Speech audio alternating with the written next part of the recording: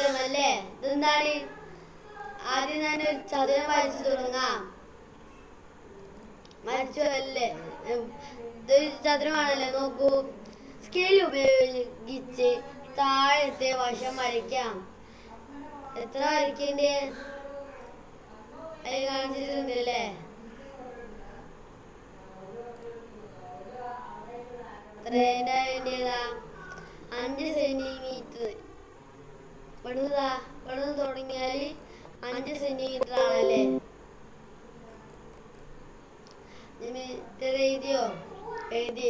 ഇനി ഈ വരയുടെ ഒരറ്റത്ത് കുത്തനെ 3 സെന്റിമീറ്റർ ഉള്ള വര വരയ്ക്കണം. അതിന് ജാമ്യപ്പെട്ടിയിലെ ഒരു മട്ടം ഉണ്ട്. മട്ടം എന്താ? ഇതാണല്ലേ മട്ടം. സെറ്റ് സ്ക്വയർ എന്ന് പറയുമല്ലേ? ഉപയോഗിക്കാം. സെറ്റ് സ്ക്വയർ ഉപയോഗിക്കുക.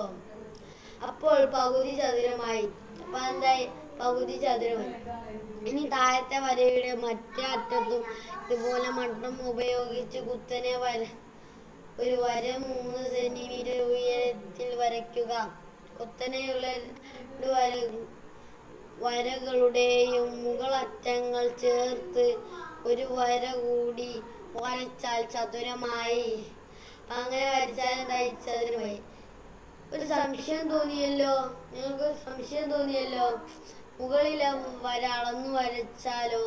അത് 5 സെന്റിമീറ്റർ തന്നെ ആകുമോ നോക്കാം.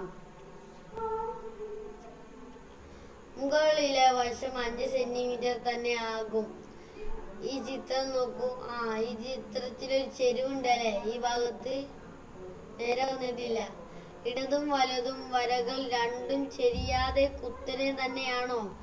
വലതും വരയുടെ കാര്യത്തിൽ അല്പം സംശയം തോന്നിയില്ലേ? മട്ട വെച്ച് നോക്കാം.